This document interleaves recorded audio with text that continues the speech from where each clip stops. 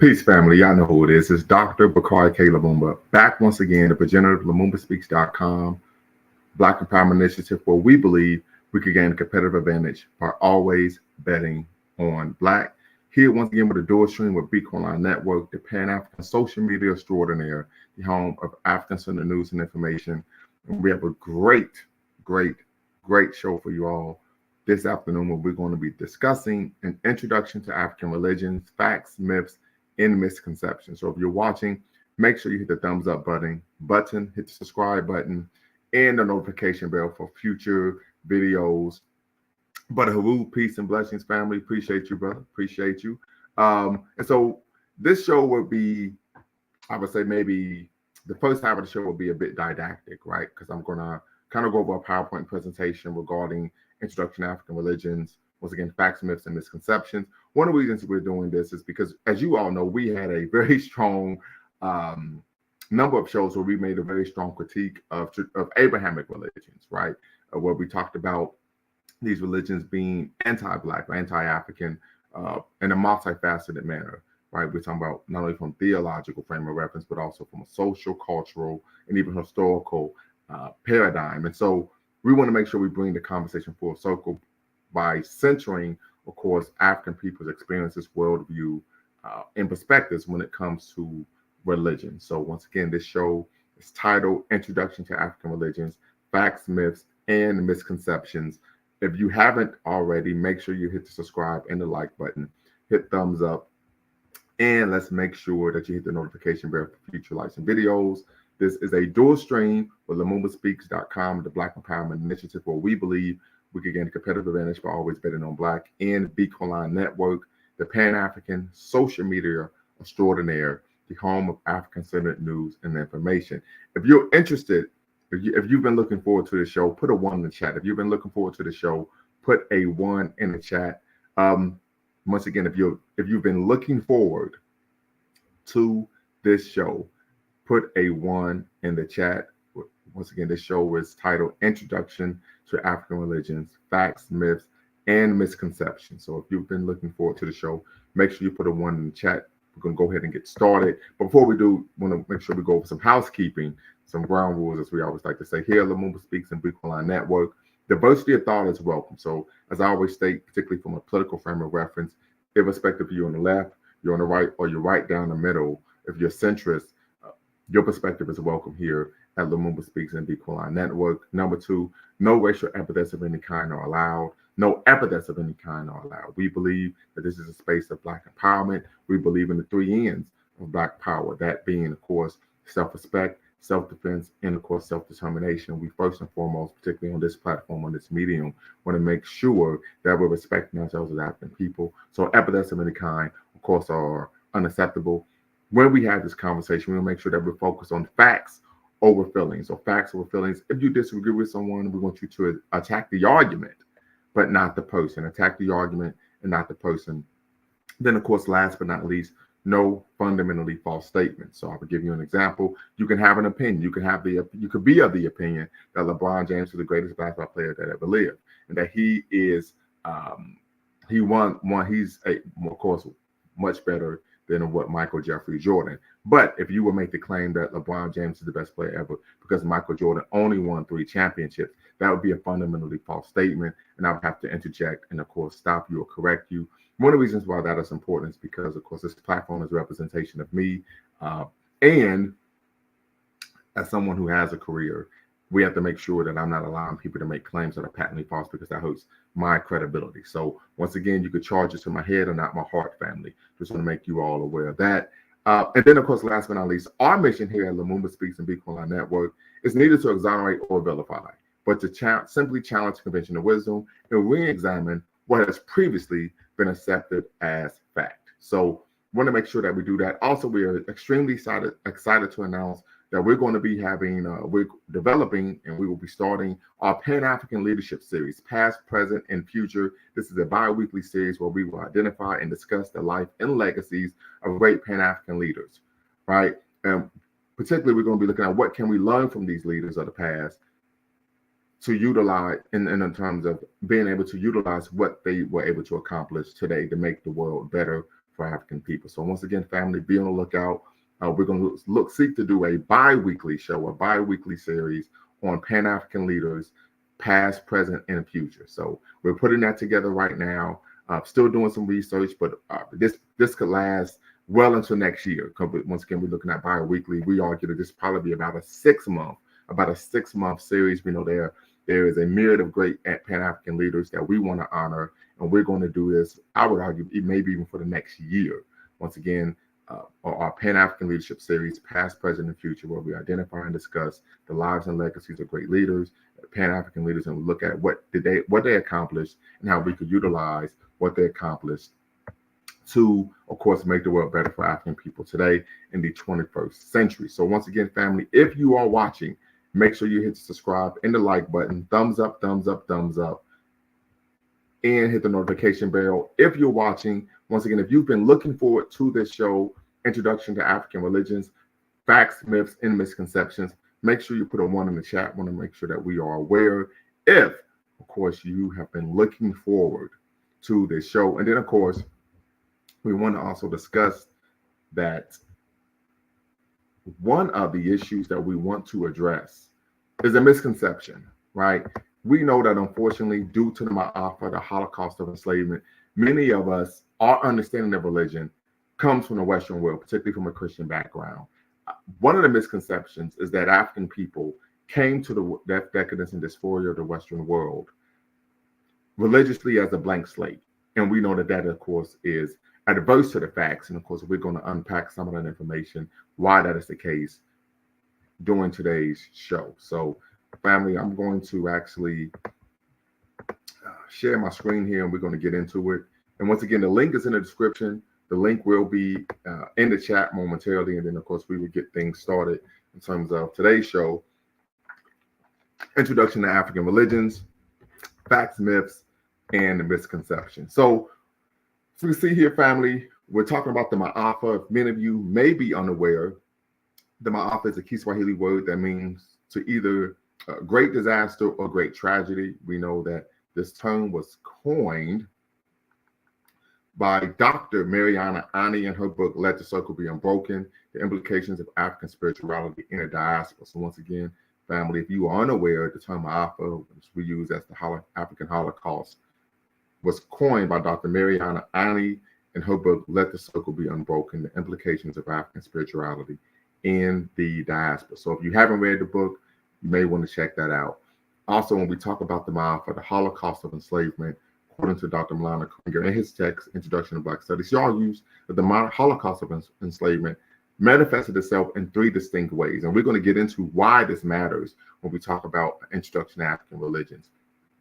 One, he argues that there was a morally monstrous destruction of human life, millions of people killed, whole peoples destroyed, a morally monstrous destruction of human culture, cities, towns, villages, great works of art, and literature destroyed, and of course, last but not least, the morally monstrous destruction of human possibility, the destruction of life chances, and the grounds for human aspiration, freedom, dignity, and human solidarity with others. And so what he was talking about here, of course, is concept of social death.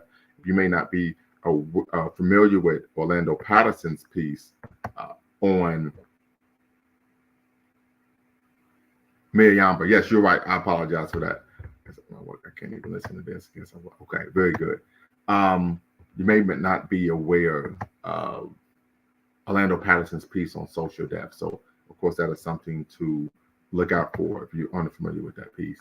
But this Africanization, this is where we're really going to get into why this is important, right? When we talk about this concept of religion, typically our perspective is based on a Western tradition, Western perspective, typically influenced by Christianity due to the Holocaust of enslavement. Dr. Ali Mazrui wrote this book, The Africans, A Triple Heritage, in 1986, family. And he talked about one of the prominent strategies of slavery was to make captives forget as soon as possible where they came from. We're talking about our ancestors, our African ancestors, and even, of course, their descendants. And what he coined the term contrived amnesia, dis-Africanization. And so he argued this was a 5-pronged process, right? 1, removal of personal identity. Enslaved Africans could not carry the names of their own cultures. We're talking about Yoruba, Mandinka, Wolof, etc. Removal of collective identity. Ceased being Africans, became niggers or Negroes. Number three, removal of collective pride. African nostalgia was undermined and destroyed by perpetual negative indoctrination. Being a slave was considered deliverance from savage and primitive Africa. One became ashamed of where they came from. We still see this today. We know Malcolm X gave a great speech in, I believe, the spring of '63 in Los Angeles, California, where he talked about you can't hate the roots of a tree without hating the tree itself. You can't hate where you come from. You can't hate your origin. All of that, of course, derives from the Holocaust of enslavement and this perpetual, consistent negative indoctrination, have a negative view, of course, of African people and, of course, Africa and even African culture as a derivative of African culture and, of course, African religion. I can recall when I was an undergraduate, I was hanging out at the Black Culture Center, and the sister said, well, my grandmother said that one of the benefits of slavery is that it taught us about God, right? So once again, that belief that African people religiously were a blank slate, and African people were religiously a blank slate, and we were a blank slate culturally, linguistically, and even some would argue even historically, right? You know, many scholars made the argument that African people didn't have any history, right? So we see this concept of snapshot reviews. Appreciate you, brother. We see this concept of promoting this idea of African people being delivered, typically, right, from themselves, right? This concept of an idea of having to deliver African people from themselves as to why African people were enslaved. We know that, of course, is false.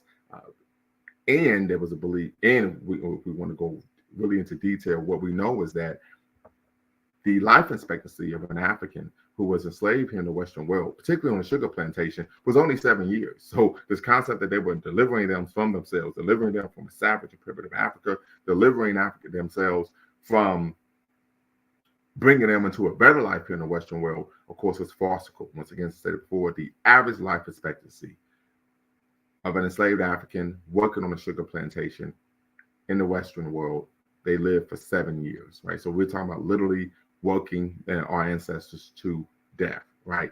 Number four, in terms of dis-Africanization, removal of religious beliefs. Traditional religious beliefs survive less in the United States than in Brazil and the Caribbean. This plays a major role, right? Because we do know that if you read any literature on slave revolts, insurrections, so on and so forth, we can even talk about maroon societies, right? Was that the core root of slave revolts was African cultural and religious retention, right? So we understand that the slave masters worked very hard to actually stamp out traditional African religious beliefs because they knew that that before meant rebellion, right? We find this in the work of C.L.R. James. We find this in the work of Melville J. Huskovitz. We find this in the work and Slave Culture by Sheldon Stuckey, John Blassingame, Slave Community. We can find this in Michael Gomez's text.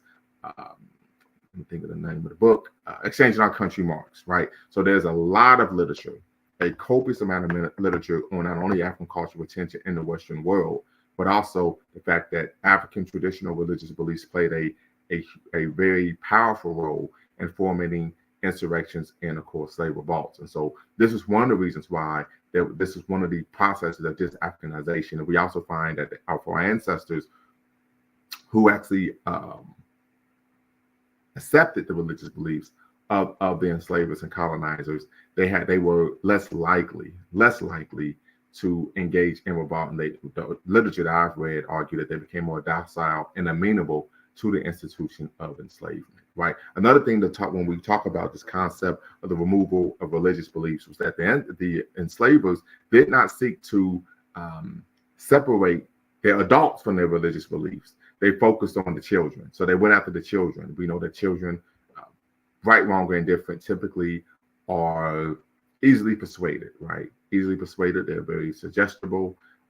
And so they went after the children rather than the adults. And this is an issue that we even see today, that when individuals are seeking to introduce something nefarious to the community, they typically go after children, young people, rather than adults. And so, of course, last but not least, linguistic removal. African language use ceased as enslaved learned the language of the masters. In the United States, this was English. If you were in, of course, Santo Domingo, that would have been French. If you were in the DR, it would have been Spanish. If you were in Brazil, would have been Portuguese, right? So once again, linguistic removal, African language use ceased as enslaved learned the language of their masters, unfortunately. So this is just a little background to why this is important, right? Because oftentimes, unfortunately, as I said before, historically, culturally, even religiously, our view of our ancestral culture, our ancestors, our history is viewed through the eyes of course, the oppressors, right? And that's something that W.E.B. Du Bois talks about in his book, Souls of Black Folk, particularly that concept of double consciousness, right? And so we talk about some of the core features of traditional African religion, right? Traditional African religions are not revealed religions, such as Christianity, Islam, or Buddhism, right? So that is something, once again, to consider. These aren't revealed religions, right? These traditional African religions do not have sacred scriptures or prophets. So this is one of the differences that we find in traditional African religions and, of course, Abrahamic religions. Not only are they not revealed, but they do not have sacred, right, scriptures or prophets. Traditional African religion is not ancestral worship, even though ancestors are honored. Oftentimes there are shrines and even built for the ancestors, but they aren't worshipped. And then, of course, traditional African religions are wrongly called animism, the belief that objects and natural phenomena are inhabited by spirits or souls, and it's even called paganism. Abrahamic religions acknowledge spirits, yet they aren't considered to be animistic in nature. Also, traditional African religions are wrongly seen as called magic, even fetishism, right? And we know this is a pejorative term that would, of course, derive from the Portuguese as a way to describe peace, brother D1, to describe the charms worn by African people. Last but not least, traditional African religions. Traditional religion is found in all aspects of life, so it permeates from birth to, of course, one transitioning to the realm of the ancestors, and also in traditional African cultures. And by traditional African cultures, family, we're talking about African culture independent of European and Arab influence. So, brother says there is a word for God in every African language. In Iwi, it's Manu. So many Iwis have Maru in their name that only children who didn't speak their language could possibly believe that we are godless. Yes, very good, but that's a great example, something that we were going to get into a little bit later, but that we even find, the traditional African religions, even in the language. This is just based on the literature that I've read. I'm quite sure you're much more knowledgeable than I am. So please look for, hopefully you can tap in a little bit later.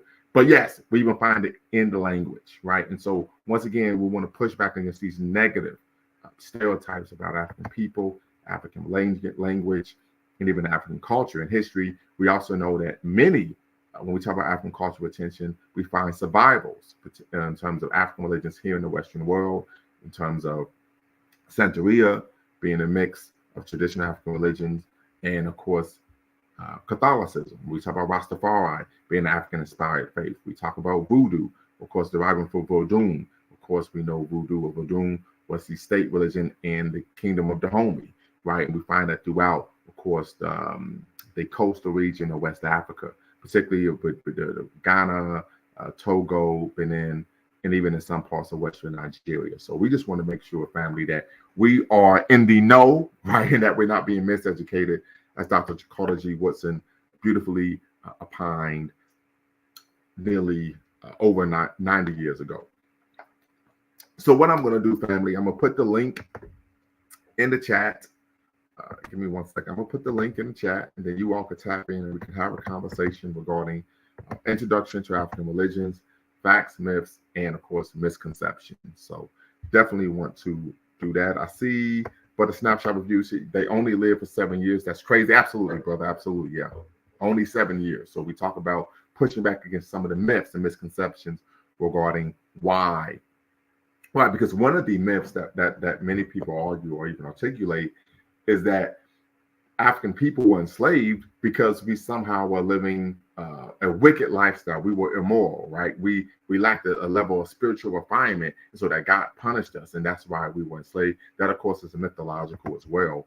And so this is why Alexis RBG, peace family, appreciate you. This is why we actually coined the name of this show, Facts, Myths, and of course Misconceptions, because we want to push back against some of those unfortunate stereotypes that derive, once again, from the Holocaust of enslavement. So I've got one more slide to share, and then we will truly open up to the conversation. So these are some of the core, I would argue, attributes, or you can argue tenets of traditional African religions, right? Belief in a supreme being, the belief that God is good, belief in divinities, belief in spirit beings, belief in ancestors, belief in the practice of magic and medicine, the soul is immortal, little concern with afterlife that was focused on, of course, making life better while you're in human form. Communalism, traditional African religions are communalistic rather than individualistic, like we find the Abrahamic faiths. And of course, the religions provided a moral code, as all religions do. So these are just some of the core tenets or attributes of traditional African religions. But one of the things we want to push back against is this concept of traditional African religions being wicked, witchcraft. We know oftentimes this is some of the stereotyping and programming and even indoctrination we receive in of course Western religions. And I think one of the other issues that we want to make sure that we're pushing back on is some of the misconceptions, right? That oftentimes is taught, right? So once again, Sister Bedina, you said that's not methodical, so hopefully you could tap in and share what you mean by that. But family, that's what I had for you all. Hopefully you all could tap in and be part of the conversation. The link is in the description. Link is in the chat. Tap in and be part of the conversation. It seems that many Africans on the continent also follow suit with the Europeans and Abrahamic religions. Are the traditional African religions still practiced in many places? They are. Typically what we find is a form of synchronism. And that, of course, is the mixture or amalgamation of traditional African religions and, of course, Abrahamic faith. So typically in the Western world, what we find is there's a synchronization of traditional African religions and Christianity, right? So we talk about Rastafari, we talk about Voodoo, we talk about Santeria here in the West. Typically on the continent, we find that being done with Islam. In some cases, Christianity, but typically, oftentimes, Islam is where we see that synchronism on the continent between traditional African religions and, of course, an Abrahamic faith. So that's a great question, Brother Snapshot. Appreciate you, Brother Tim Johnson. Once again, the link is in the description. The link is in the chat. Tap in, be part of the conversation regarding introduction to African religions, facts, myths, and of course, misconceptions, right? I would argue that I'm still a novice, right, when it comes to having an understanding of traditional African religions, but a bit of a neophyte. So I'm really just sharing with you all some of the scholarly literature that I've read on the subject matter.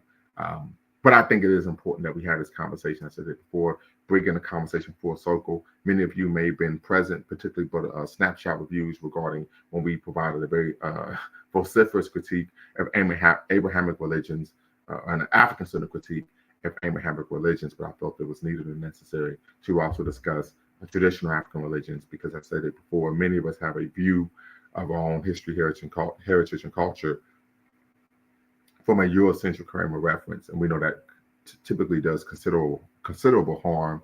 We know oftentimes even the Abrahamic faiths were taught that these traditional African religious beliefs, even culture, is seen as demonic, satanic, witchcraft, devil worship, pagan, pure barbarism, etc. And so we know that if we're taught to fear our own culture, then of course that's going to have a very negative effect on how we view and feel about ourselves. So definitely want to make sure that we were able to have this conversation, disseminate this information, but definitely tap in, family. The link is in the description.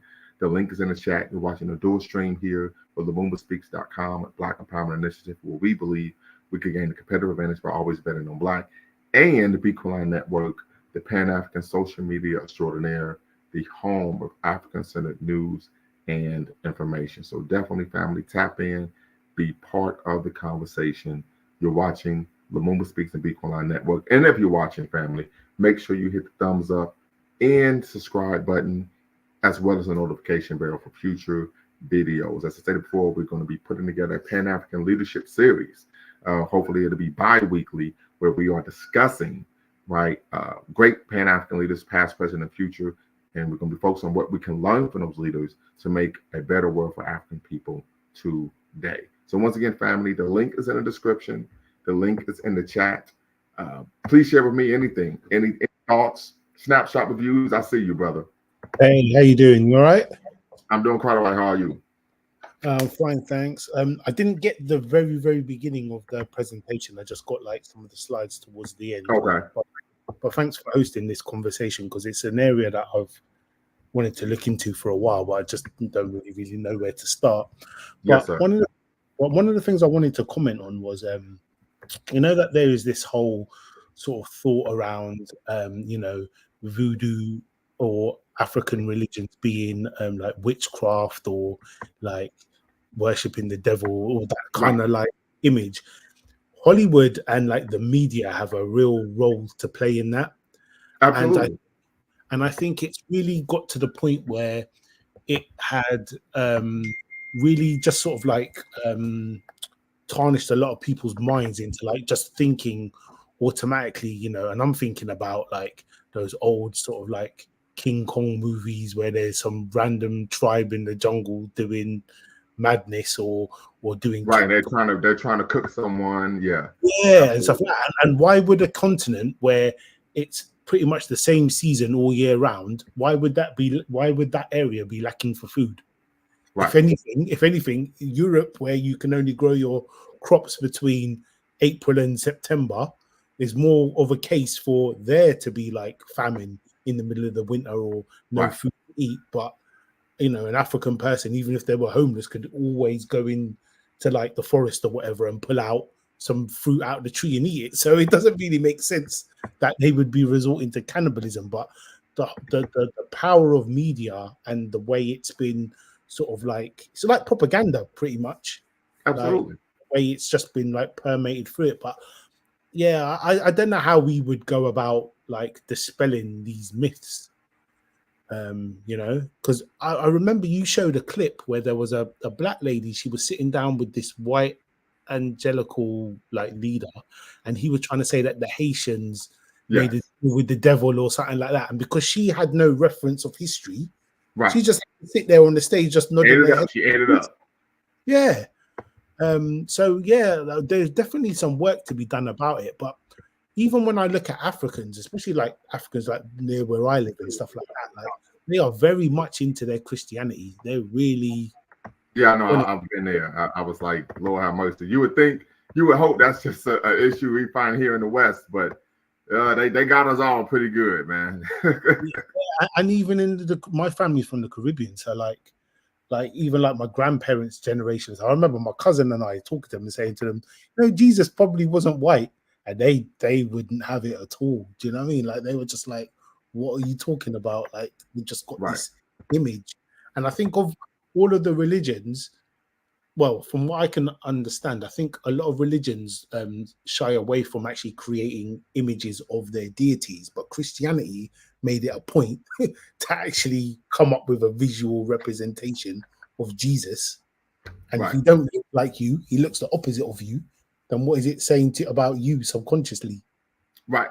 Absolutely. And I'm gonna play that clip if you don't mind that you Yeah, mentioned. I'm gonna play the clip. Fair use, fair use, fair use. So because I've shown this to my students before, so let's see, get this to go. And this was on, I believe, the 700, something like that. This is a calamity of cataclysmic proportions. I'm sure it's the worst thing that's happened since the tsunami, and it's just it's a mess, Pat. Well, if all those buildings are down, I understand more are fallen than are standing. It may be a blessing in disguise. There might be a massive rebuilding of that country. Is that possible? Well, I don't know. I would think that that would be a pretty optimistic attitude. Christy, something happened a long time ago in Haiti, and people may not want to talk about it. They were under the heel of the French, Napoleon III and whatever. And they got together and swore a pact to the devil. They said, "We will serve you if you'll get us free from the French." It's a true story. And so the devil said, "Okay, it's a deal." And they kicked the French out. The Haitians revolted and got themselves free. But ever since, they have been cursed by one thing after the other, desperately poor. That island of Hispaniola is one island. Mm-hmm. It's cut down Yeah, this is crazy.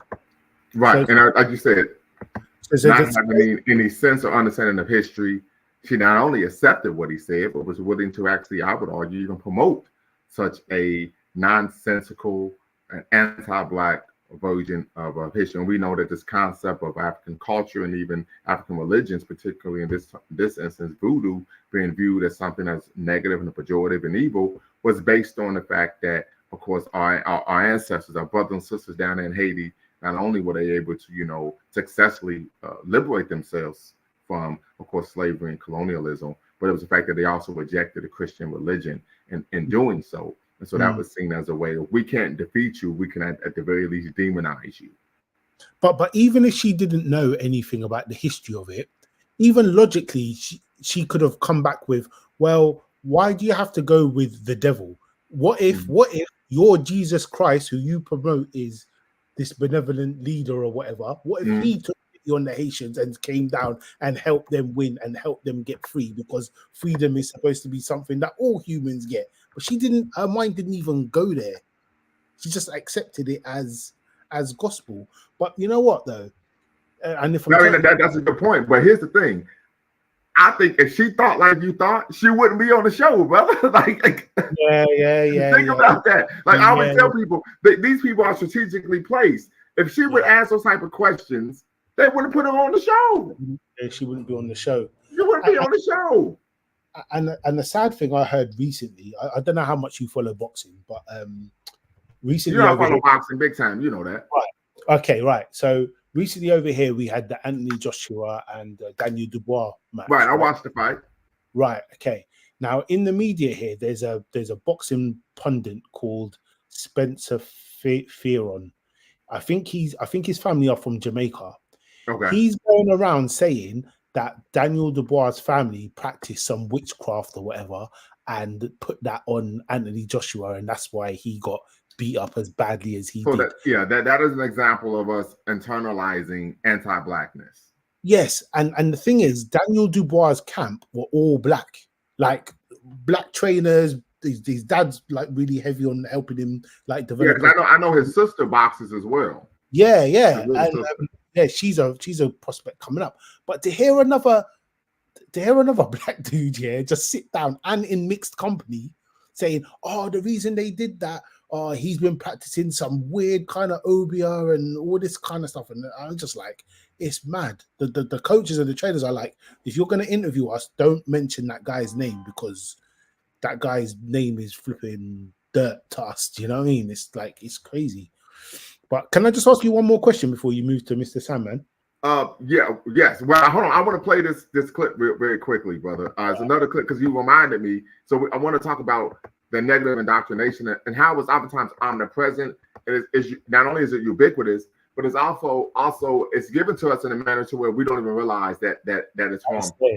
Yeah. Right. So we talk about the Haitian Revolution, right? Success of the Haitian Revolution, 2009. Disney came out with the movie The Princess and the Frog, right? I mean, my daughter was super hype about this movie. Featured Disney's first Black princess, right?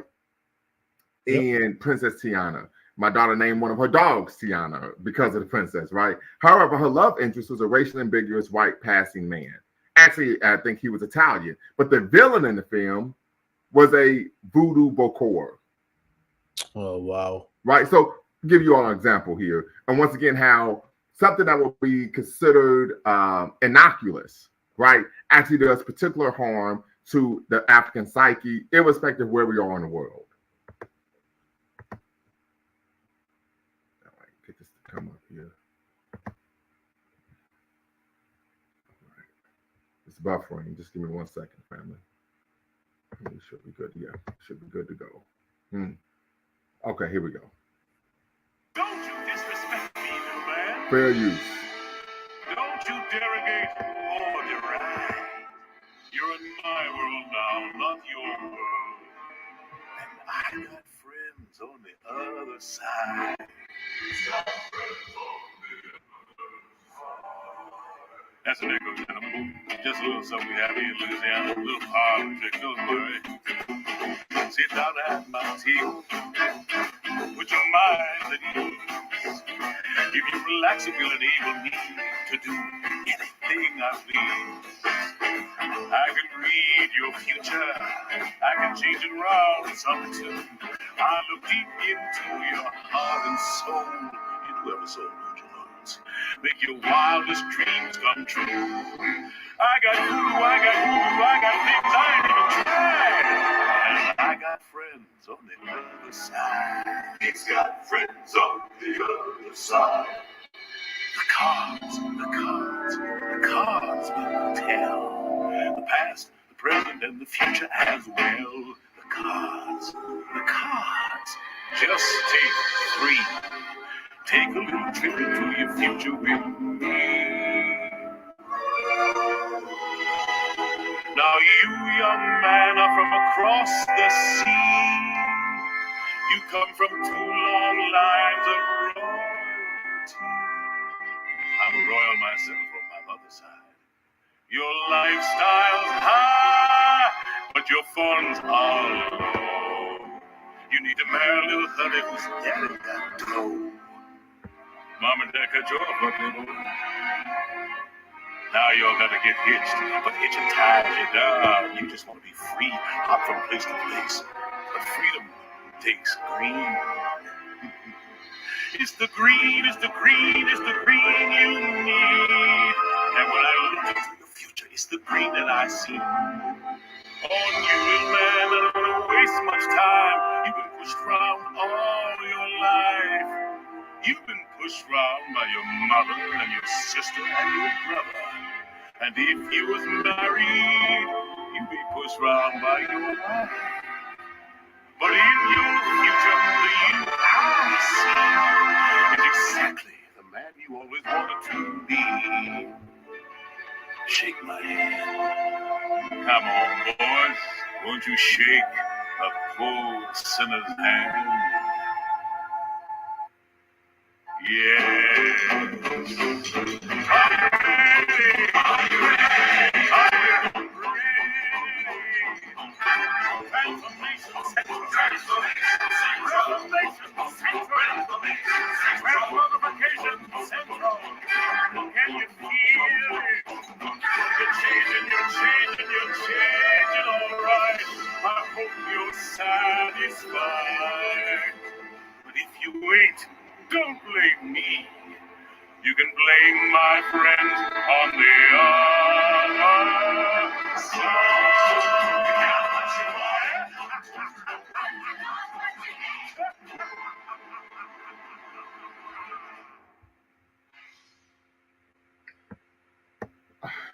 So let's unpack that, family.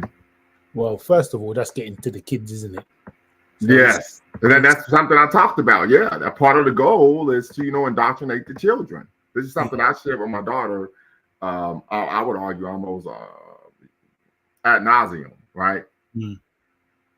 Did you notice, like when you're raising your children, your daughters, do you notice that there's a point in time where they go from just being kids and just seeing themselves as kids like any other kid, and when they then transition their mind to be thinking that, or be funneled into a certain way of thinking?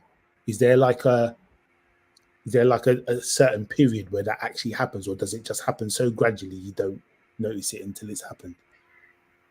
Yeah. So I think each child is different. My focus was to, help inculcate in my children a positive view of who they were from the moment they could at birth, right? So part of that was, of course, having a naming ceremony, giving them an African name, teaching them the moment they could comprehend what their name meant, that they had to live up to that, teaching them to honor their ancestors, sharing with them, giving them a healthy, having them have a healthy and accurate view of African history. And so that would be part of who they were, their personality, right? Their ethos as a person. But I know I'm mispronouncing your name, but you argued I don't think we can have a reasonable expectation for Hollywood to respect traditional African religions, but Nollywood should. And if you don't know what Nollywood is, family, we're talking about the movie industry in Nigeria. And Nollywood does just the opposite. Hopefully you could tap in, but I saw you were trying to connect. Hopefully you could tap back in and you could really, really unpack and share with us what Nollywood does in respect to traditional African religion. So hopefully you could tap back in, brother. Brother Snap SSR, I'm gonna let you finish, and then we're gonna pass it to Brother Sandman.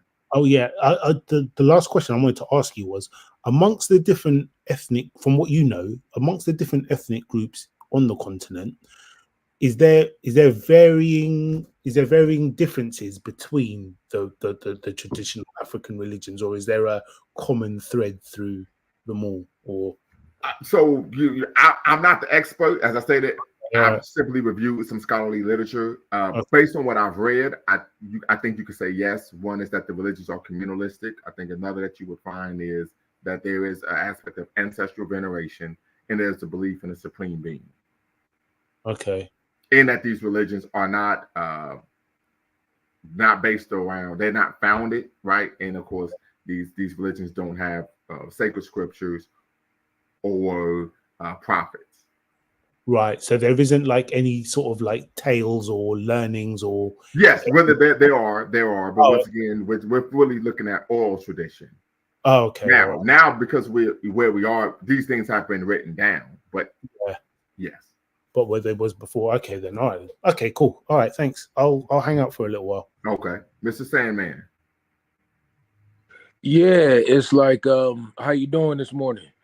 I'm doing quite all right. Yeah, how you doing? Happy Pan African Sunday. Yeah, Appreciate but it. yes, yeah, so that unpacking that little story or that little cartoon is so weird to me. It almost feels like, the indoctrination process is to, scare the young folks into believing that any other culture, but particularly, African culture or African religious systems is something bad or satanic or something evil, and Right, they associate right, it with with the dead, because a lot of African or African religious systems believe in celebrating the people that passed away or our ancestors, and they're saying that, if you could talk to those spirits, then you must be doing something magical or evil, But it's weird to me when, they try to paint the African cultures as being something evil because we're talking to the dead, or Africans were talking to the dead. Then at the same time, Jesus passed away and then came back to life. So he was dead, and then you worship him, and that's good. But other religions that worship the ancestors or spirits from the other realm are evil. I don't understand the connection with it. It's almost like, I guess they're almost trying to say that if anyone in the world ever passed away and they came back to life, then it has to be Jesus. And if anything anything else outside of that must be evil or must be associated with some type of satanic ritual, and trying to indoctrinate people into believing that. But yeah. So it's like yeah, and no, one I mean, just the real one quick, little but I think you're cooking with fish grease. Go right ahead. yeah, thank you. And yeah, the one thing I used to be, really into. I was raised to be really into religious beliefs or Abrahamic belief systems, and I always found myself a little bit concerned or worried about, learning about my indigenous African cultures and African religious systems, because we're taught that any religious system outside of the Abrahamic ones must be something pagan or evil, and beliefs to that. But and then I finally decided to dabble into it and learn a little bit about it, and to me, it sounds very similar to like the Yoruba religious systems, like Orisha. They sound a lot similar to like some Greek mythology. They have the gods of the earth. The gods of Zeus is considered the god of thunder, or some other god of the water and stuff like that. Well, it's a very similar religious system that they believe in that West African religion. And I'm thinking to myself, so why is people all over the world go to Greece to celebrate, Greek mythology as some type of historical pantheon of human culture, but they paint African culture in West Africa who did the same thing, or might even did something older, and that's painted as something evil. Now I was really disappointed in that. I'm like, how could it be that everything where we come from in West Africa is considered evil, and everything where they come, where Europeans come from, is considered good? Right, right. Absolutely. I don't And very understand. quickly, brother Snapshot, you asked a question. Another issue that we find, Mexican Day of the Dead seems to be respected by other nations. This is true, once again, because we're talking about anti-blackness, right? And so this is the issue. It's to discredit our culture. Agreed, brother Maximus. One of the other issues we find with traditional African religions is they're imperialistic, right? So there isn't this impetus to proselytize, to try to force other people to accept your beliefs. So that's another aspect that we find that differs from, of course, Abrahamic religions. Yeah, that's very interesting. And I was even going to bring it up, like the El Dia de Muertos, that the Mexican religion, they're celebrating the dead.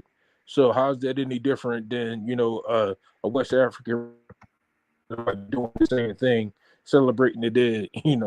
But then every year in the United States, which is based on the Western culture, we'll have Halloween, where all Right. kinds of monsters come out. Apparently, all kinds of monsters come out, and they celebrate. European culture or a Western culture, they celebrate this as if it's just a regular holiday for the kids to come out and play like they're some type of zombie or something dead, and that's okay.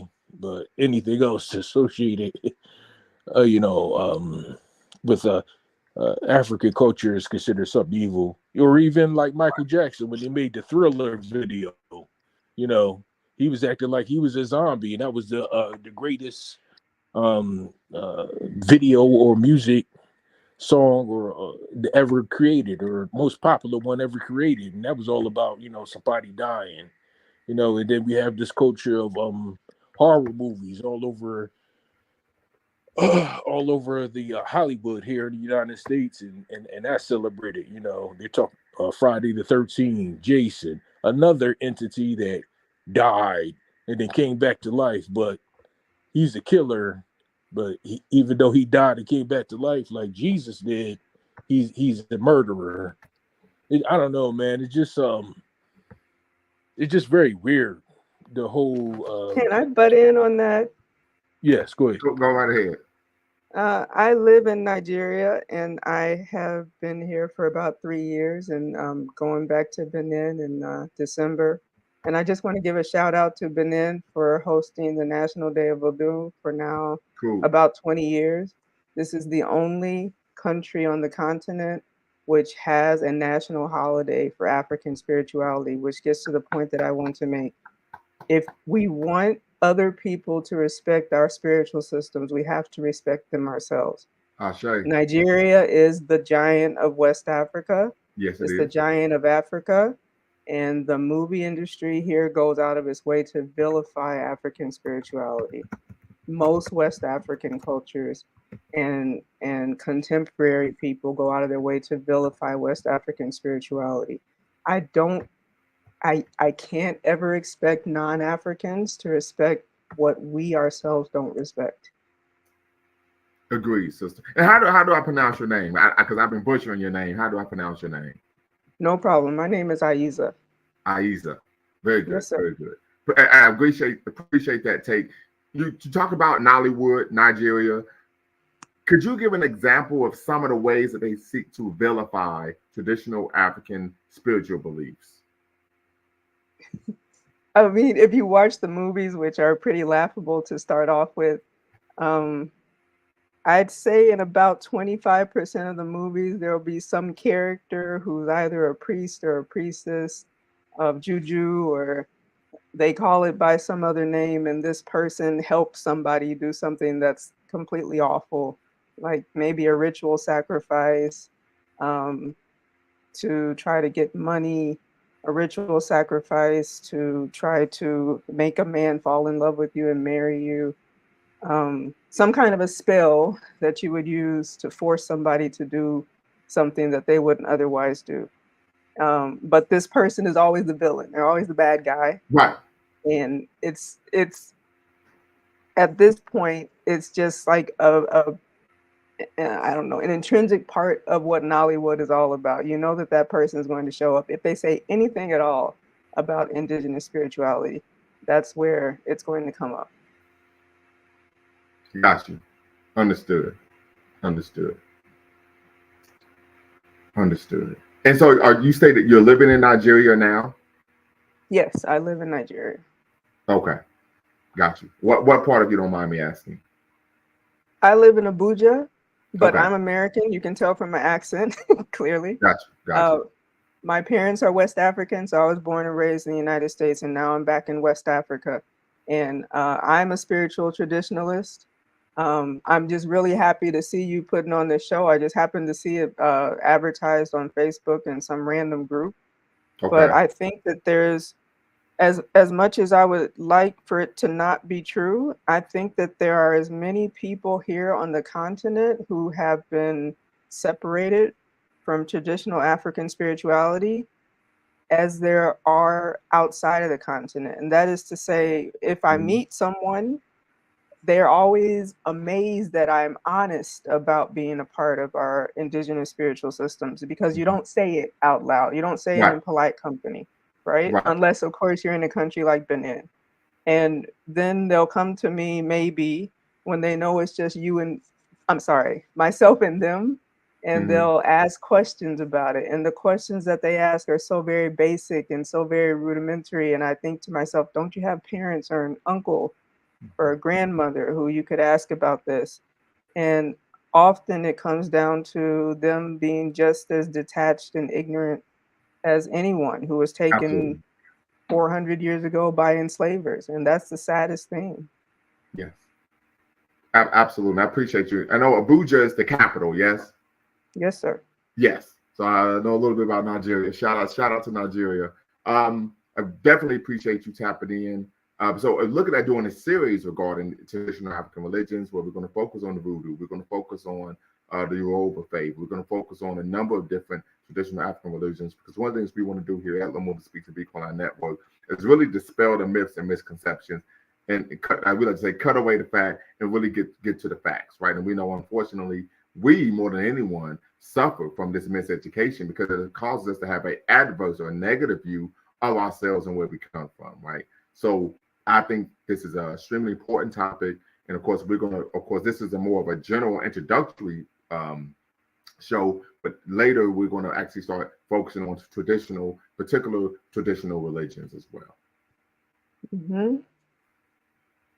I think that there's a lot of cultural continuity in West Africa. I think that when you say African traditional spirituality, if you just limit that to West African traditional spirituality, you could honestly say this is the same thing, because we have spirits with different names, but they still represent the same thing. I know you know what Ifa is. Yes. Ifa is Fa. It's Afa. So Igbo people call it, I think they call it Fa. Ewe, Fonbe people, they call it Afa. And Yoruba people, they call it Ifa. And this is our basic divination system, is spread all throughout West Africa. I don't know what the roots are beyond Ifa, but I know that there's cultural continuity in West Africa. And so when you say African, I don't know if there's enough cultural continuity to branch as far as Mozambique or up as far as Sudan. But with West Africa, I know you can say it very comfortably and very confidently. Appreciation, sister. Appreciation. Appreciate you tapping in. This is why, we have these conversations and we allow people to come in, because we love, this is really a space where we can learn from each other, right? Particularly when, we don't have people trolling, because I didn't know if you were trolling or not. I say, turn your camera on and cue, because the brothers can share that. Oftentimes we have people who try to troll, so on and so forth. But definitely appreciate you being here, sister. And the fact that you're a sister, oftentimes, we just have some male-centered conversations, but we always push and encourage the sisters to tap in and be part of the convo, because we would make the argument that is the African way, that African men and African women, we complement each other, we work in unity and unison with each other rather than competition with each other. Absolutely. That's one of the major tenets of African spirituality also. Yes, that you very work true. you work with others. You work with spirits who have bodies, and you work with spirits who don't have bodies. You work with all spirits. And that's the beauty of African spiritual systems. It says, hey, we have thousands of years of built up knowledge about how to work with spirits. And if you throw that away, which is what many West Africans have done, unfortunately, when they've converted to Christianity or Islam, whether they have understood what they've done or haven't understood it in that moment, but they've thrown away those knowledge systems that allow us to interact with extraordinarily powerful spirits. And we really can't afford to do that. Absolutely. Any thoughts, Brother Snapshot, Brother Sandman? Okay. Once again, family, Yeah. I'm going to put the link in the chat. So if anyone else wants to tap in and be part of the combo, you're more than welcome to do so. Go ahead, Brother Sandman. Yeah, I have one little thought. This was going to so darn, I almost forgot what I was going to say. Hold on. The one thing that concerns a lot of people about traditional African systems is the sacrifice ritual, because they believe that, in certain satanic religions, that you sacrifice people, to gain what you want. But then Jesus was sacrificed by God, his only begotten son. That's a good point. Yeah. That's a good point. And then, yeah. And then also you look at it as in Muslims and Islam, they believe that, if they do a terrorist suicide action, that they're going to go with Allah and 70 virgins, and that's okay with, and they're not scared to die. It's okay for them to be sacrificed. They'll even sacrifice themselves, So, but yeah, we all believe in this in our spiritual systems, the soul within inside of us, and this outer shell, the physical body, that's harnessing or carrying around our soul throughout the physical world. But until people truly believe in the other realm of the spiritual system, I think they're going to be they're going to be too in love with the physical world to be able to really accept, our West African cultures, where they really in touch with the spiritual world. Yeah, that's all I wanted to say. Yeah, but yeah, I'm glad that the one lady from Nigeria came on, because she's the subject matter expert on this particular conversation. Absolutely, a practitioner, which is, I think, something that we need. And I think it's a good point you talked about, sister, is unfortunately we see this being passed down from generation to generation, is this fear of traditional African, or what we say West African spiritual beliefs, right? And so I can recall growing up in of course, I would call it a Negro church, right? Our parents were Pentecostal, and we were literally taught explicitly that,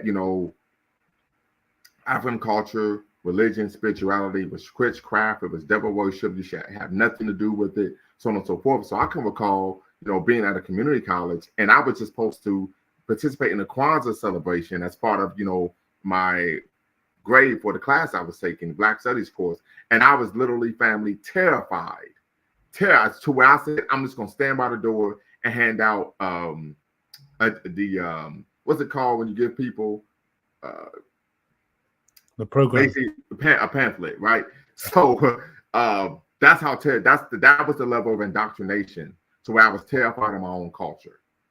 So you talking about, they really got me good, right? That's why I think shows like this are very important, because we need to push back against that, right? Because I would argue, and I've made this argument ad nauseum, not only here on this platform, but even when I teach, that you can have Black people who are Christians or Muslims who are saved, sanctified, Holy Ghost filled, fire baptized. If you're Muslim, they could be pious. They could pray 5 times a day. They could give, zakat. They could do everything they're supposed to do, the 5 pillars, and they can still hate the fact that they're black, hate the fact that they're African. Yeah. And oftentimes, unfortunately, we find that these non-African religions play a role in forming self-hatred. It's true, because you find a lot of black people in the West, whenever they come up against anything that's like authentically African, a lot of them just don't have the stomach for it. Like, I don't know how else to describe it. But I wanted to ask the lady from Nigeria, from what you know of the African spiritualist or the traditional African religions, is there, like, say, like Christianity, you got to be christened, or Catholicism, you have to be baptized and stuff? Are there like rituals, or are there things that you have to go through to enter into the religion, or do people just practice it organically? There are typically, okay. And I feel like her answer, but yeah. I could say yes, but go right ahead, sister. Okay. I think that there's a major dichotomy between people who enter the priesthood and then just your average layperson. I'm just your average layperson. So if you are born Ewe, for example, you are automatically in that spiritual tradition because you have an Ewe spirit. To say that you have to do something special in order to claim your place in Ewe spirituality would be a little bit silly. Okay. So it's not as if, you get to the age of 13 and then this array of spiritual systems is presented to you and you say, hey, today I'm interested in investigating Buddhism, or this day I'm interested in investigating some other spiritual system. It's just, this is our understanding of how to work with spirits and how to live. But then there are people who are trained to interact with a specific spirit. And yes, you have to be initiated. You have to dedicate years of your life, and you have to learn songs, you have to learn dances, you have to learn the divination system. It takes a lot of time. A lot of those people have no desire to enter into the priesthood because they know how much time it requires, and they know that it's supposed to be something that is give back to the community. It's not supposed to be a selfish thing where you make a lot of money, or you use spirits for your own personal good. Shots fired. I hear shots fired out there. But the people who have that ability, I call them people who are born with spiritual intelligence, and I don't have that, right? So these people, they are the types of people who they dream about things that are going to happen, or they can have a vision all of a sudden about something that's going to happen in the near future, or they can speak languages that nobody has ever taught them, or they can move outside of their physical body and possess somebody else's physical body without being trained how to do so. So those people, especially if they have a spiritual lineage where their father or their mother is a priest or a priestess, those people have to be initiated, and it's a very serious process. Oh, wow. Okay, thank you. And when you talk about initiation, and you could correct me if I'm wrong, sister, because you are a practitioner, you're more so talking about this concept of secret societies, right? Absolutely. And it's not written. And I think that the fact that it's not written it has some positive aspects. The positive aspect is that you are committed to memorizing these things, and that's one of the ways that you demonstrate how much dedication you have to this. But the negative is that, again, when you break the connection that you have with our spiritual system, let's say it's an elder in your family who was the last priest for Legba. If that elder in your family passes and nobody takes on the mantle, then that knowledge is gone. At least in your family, it's eradicated because they're not going to write that information down. So if you lose that information within your family, that means you have to go outside of your family to somebody that you might not necessarily immediately have trust with, and have to learn it from scratch. And maybe that person that you're learning from didn't know as much as that person in your family. Very good, very good. Yeah, shots fired. But that is something. And I think one of the positives of being a secret society is it isn't able to be co-opted. So a person can't just take the information and run off and try to, do with what they want to do with it for their own benefit. Right. So, and we're not naming any names, Crapo Dollar, TGJs, we're not naming any names here, but that's something that we do find, particularly in terms of the Christian tradition and practice here in the Black community in America. So I think that's something to consider. Brother Sandman. Yes, I have one question for you, Dr. Lumumba. So that video you played earlier about the priest that was talking about the people in Haiti that made a pact with the devil to break away from slavery. Yeah, the white Christian pastor. I think his name was Pat Robertson, something like that.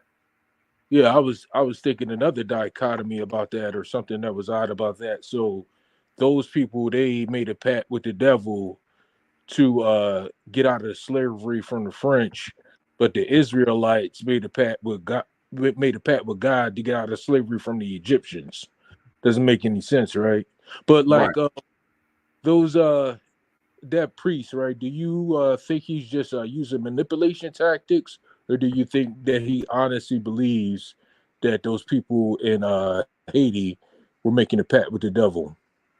Well, I would argue, based on, unfortunately, my experience growing up in the Christian church and really being involved in Christendom, that culture, I would argue that yes, he does believe that is the case. Oh, okay. So, man, the reason why I say that, if I could kind of elaborate, because I grew up in the Christian church, and I don't know if anyone else on here did as well, but sister, did you grow up in the Christian church or the Christian community in any way, shape, or form? Not at all. No. Okay, very good. Well, you're blessed, right? Yes. But for me, one of the cultural social norms that I noticed, and I grew up in this from birth to the moment I left my parents' house, is most individuals have no understanding of history whatsoever, at all. Their understanding of history typically is whatever congregation leader, that congregational leader or the pastor or bishop or deacon tells them. And so as a result, these type of ahistorical claims are disseminated. There's very little pushback, particularly because part of the Christian faith argues that anything other than Christianity is viewed as pagan and evil. So that in itself, right, would argue from the Christian perspective that any religion outside of Christianity is considered to be, of course, adverse to what? Jesus being the Lord and Savior, and of course denies you the ability to make it to heaven. But a Zongo native says, you are the only true Pan-African in the YouTube space. Everyone has sold out except for you. I appreciate the compliment, brother, but I don't think that is true. I know there's a brother, brother Omawale. I would just say I know a couple of brothers who are truly about that life. Once again, Brother B. Kolan, of course, this is the brother channel, Brother B. Kolan Network. So he's a true Pan-African as well. Brother Dwayne Omawale, he's a Pan-African historian. He's written over 30 books on the history of African people on the continent, and of course in diaspora. And even Brother Jabril Africa, he's the Pan-African organizer extraordinaire. So he's not typically on YouTube, but I just want to say I don't think I'm the only one. I don't want to give myself the big head. I think my head is big enough, right? So, but I do appreciate the compliment. But I hope that answers your question, Brother Sandman. But I would argue it may be part of, because he has a penchant for being an anti-Black racist as well. So that could play a role in why he's making that claim also. Yeah. Well, it makes me feel a little bit better that, these guys aren't such great liars that they can manipulate all this vast group of people by just making up something that they don't actually believe. Because when he's talking, it seems like he's doing it genuinely, like that's something he genuinely believes. So at least it's not as nefarious as someone who would just make something up just to manipulate you mentally like that. Yeah. And here's the thing, we talk about Pan-Africanism, right? My parents are Christians and they're devout. Pentecostal Christians. We're talking about fire and brimstone, right? So we were having a conversation, and we did a couple of shows on what was going on with our brothers and sisters, the Haitian immigrants who are living right down the street from me in Springfield. You all know I'm in Columbus, Ohio. And so my parents my sister, not my sister, my mother in particular stated, well, the type of stereotypes they're promoting about Haitian people are the same things they say about us, right? And so then my dad, who's actually a minister, said, well, why are they demonizing, voodoo, so on and so forth? So I was able to have that conversation with my parents and say this is a byproduct of the success of the Haitian Revolution, where our brothers and sisters in Haiti, our ancestors, rejected the Haitian religion. And we're talking about particularly that voodoo ceremony that took place in northern Haiti, with, of course, Duty Bookman and, of course, Sister Cecil Fateman, where they led that ceremony and made a pact with each other that, of course, our God, once again, we talk about this, is a good point. You talked about why would it be the devil? They said that our God wants us to avenge the wrongs that have been done against us, right? And so as a result, and he said, reject the God of the whites. And explicitly, he identified the cross. And of course, I'm citing C.L.R. James's work on the Haitian Revolution, right? And then, of course, we were able to foment revolution and, of course, end, of course, slavery and colonialism and what it was then Santo Domingo, right? So I was able to share that with my parents, and the fact that they were even interested after, of course, they're pushing 70 now, right? But the fact that they actually had an interest in why are our Haitian brothers and sisters being demonized? Why are they facing this type of ridicule everywhere they go in the world? And it's because they had the audacity, the unmitigated gall of temerity, right, to say we're going to liberate ourselves and not going to wait or allow white people to do it for us. And the fact that they said we're going to reject your religion and we're going to embrace our own. So there's a lot there to unpack, but I would argue that I would hope that many of our people are waking up and realizing that there's no shame in being unapologetically African. Yeah, it seems like a lot of healing needs to be done. Yes, Yeah, absolutely. We've been cut deep, real deep, all the way to the soul, it seems. Absolutely. I mean, Dr. Amos Wilson talks about this. Let me snatch his book up real quick. This is, of course, in the text, Blueprint for Black Power, family. If you haven't got it, hopefully you all will. But he talks about this very issue in the beginning. He talks about, well, many of our people believe that we escaped from slavery. And I have the text right here, family. And he states, what kind of clothes are we wearing? Were these the clothes of African people? What kind of names do we respond to? Tamika, are these our names we've got going on out here? What kind of names do we identify with? What is it that African names sound strange to us? Yet we dare say we have a different consciousness from our slave great-grandparents. Then he says, ultimately ask the question that hits closest to home. What kind of God do you worship? What's the name of it? Who taught you to praise him?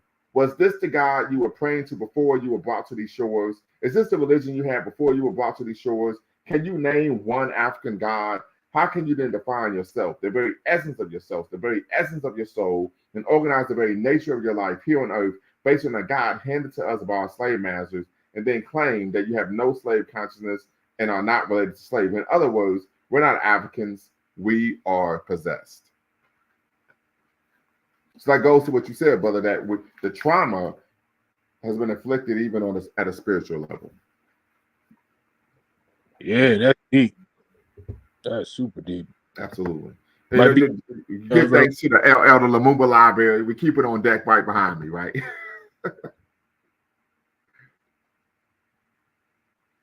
Do you think that a way to remedy part of this is to delve into these traditional African religions? Do you think that can be a path to some sort of reset? Or well, so I'm gonna let sister. I'll answer the question, but I want to know if the sister would like to comment on that question. And then Brother Jabril, once again, Brother Jabril Africa, he's the Pan-African organizer extraordinaire. Would like for you to come in and if you could kind of touch on this conversation if you're available from an organizing perspective, right? Go right ahead, sister.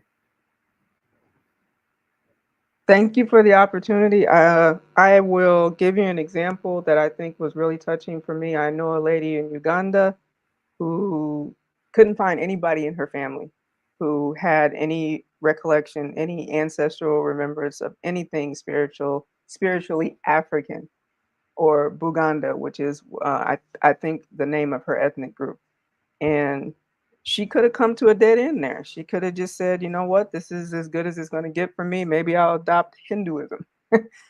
But you know what she did? She came and she studied in Nigeria, and she felt something that resonated with her. So now she essentially is practicing Orisha. She practices alongside Nigerians.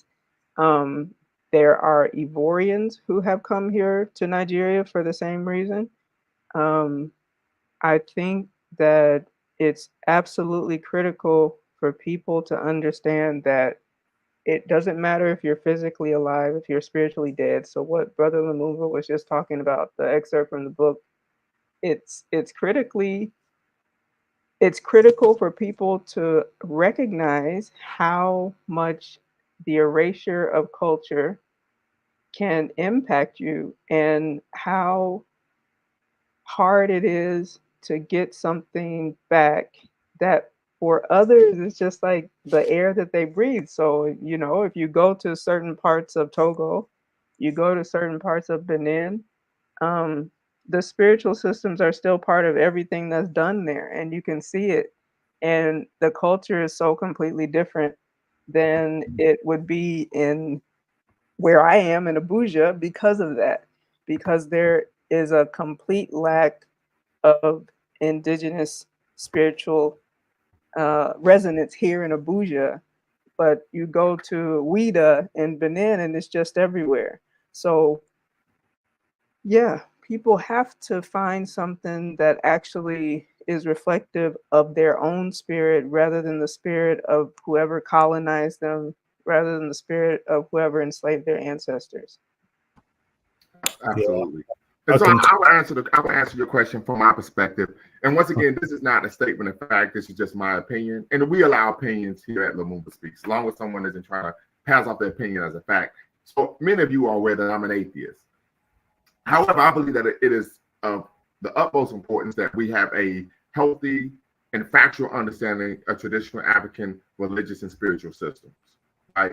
I make the argument that if you don't, what tends to happen is you can still develop, even if you aren't someone who's religious, you can still develop a negative view of African people, African culture, as a byproduct yourself, if you do not have a fact-based understanding and education regarding African religion and spiritual beliefs.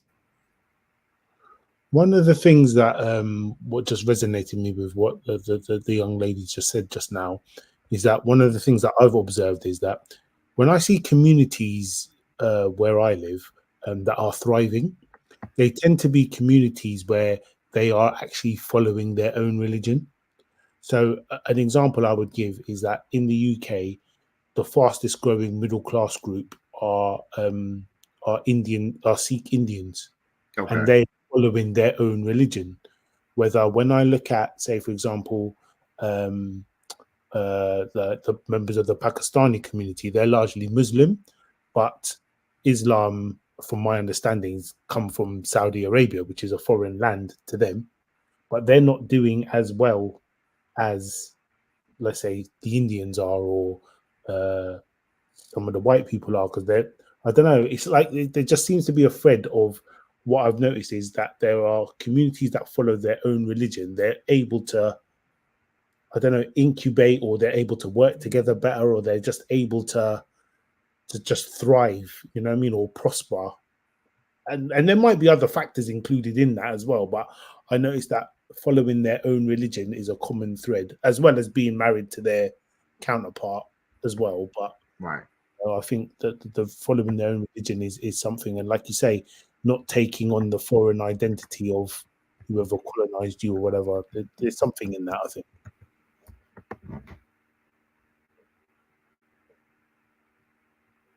Right. So you're talking about homogenous marriage and kinship. Absolutely. Brother Zongo Native, straight from Ghana. What's the word? Shout out to you, brother Lumumba. Greetings to your panelists. Very interesting topic today. Yeah, I mean, for me, I didn't like join like your show earlier, so I didn't know like what the conversation was really about. But I heard a couple of like talking point from your panelists, and I wanted to. For me personally, I don't think um, the African American identity, the current African American identity in America, as far as like the what religion they subscribe to, should should should hold them back. Because as a Ghanaian man myself, in America, I've noticed that even like most African Americans, not all, but like some. I mean, I don't want to like generalize, but my observation is that a lot of them are more woke than some continental Africans. So even sometimes you want to reconnect to your indigenous African religion or spirituality. Trying to find it could be a bit of like a challenge. Example, in the case of Ghana, most of the people that practice indigenous African religion or spirituality are the ones in minority. And Lord and behold, if you go and come in contact with a Christian African, like, what are they going to teach you? You know, I mean, the only advantage they might probably have, like, they speak the local language, but a lot of like their understanding is based on Christianity or Islam, pretty much. You know, so uh, I don't think even continental Africans are working yet. I think more African Americans are more woke with their identity, and who they are. They just don't have that connection as to which ethnic group they do belong to, but they do know like that Africa is their motherland, right? I think that alone is enough. Most continental Africans, they speak their language. They are not really quite like exposed, as far as like their yeah, pre um, Christian or Islamic religion. Um, yeah, they're not like really exposed to that. So I'll just leave it at that. Okay. Well, Okay. you're absolutely right, and I appreciate you echoing that. It is absolutely the case that most continental Africans have very little or no connection with their indigenous spiritual systems. But I think one of the major differences between continental Africans versus diasporans is that most continental Africans can say, hey, this is the village where my grandmother comes Mhm. from. This is the village where my grandfather comes from. And if they go to that village, maybe it's not their family, but they can find someone who isn't thoroughly brainwashed. Yeah, And they exactly. can find someone. Like I knew this gentleman, you know, Fulanis. Fulanis are hardcore Islamic. And I knew Mhm. this guy from Mauritania. He knows that I love West African spiritual systems. He said, "You know what? I know this guy who lives in a village in Mauritania. Who he's Fulani, but he Mhm. still knows the ancient Fulani spiritual system because he's never had any interaction with the French, with the Arabs, etc. So, if you have the good luck to Mhm. find that village, you still have your roots connected by someone. And Mhm. that's one of the major problems with our villages emptying out is that as people go to the city, it becomes less and less acceptable for them to practice anything that's remotely African. But Yeah. let them go there and they may have to search for it, but they can find it. Yeah, and also I like to also like add that, I mean, it varies from one ethnic group to other, right? Some ethnic group might be heavily influenced by foreign religions than the other, right? And I'll just give you one practical example. Like for me, I belong to the Hausa ethnic group. I mean, a little mixed with the term ethnic group from Togo as well, even though like I originally come from Ghana. But the Hausa people have been heavily influenced by Islam, right? And a lot of them pretty much do not know uh, who the pre-Islamic Hausa people are before Islam. And I mean, it only takes one or two people who are really like versed with history, who have some sort of knowledge about their historical people to be able to tell you like about who these pre-Hausa people are. In the case of like the Akan people too, I mean, they have been influenced by Christianity, but a lot of the times like their spirituality is like is widely known. Like they are able to preserve some of like their their African religion and rules and spirituality. So yeah, so I kind of it kind of varies from ethnic group to the other, depending on the level of influence they had over the period. And one thing also wanted to add is that when it comes, because I speak the like especially like the Hausa language and even the Akan language too, right?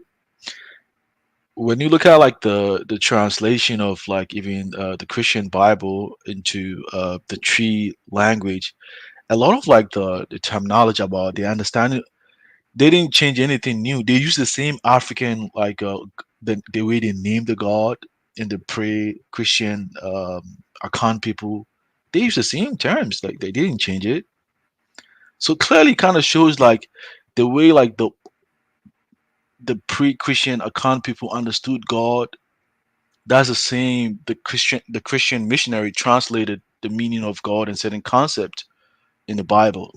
Yeah, if I could, I can recall reading "Things Fall Apart" by Chinua Achebe, and Yeah. there's a section in the book where they kind of go through that, right? And hey, this is your perspective and our perspective, and so I just want to say, but I know what you're talking about. Yeah, exactly right. Even the same thing, like even like I mean, the house of people like you see them practicing Islam.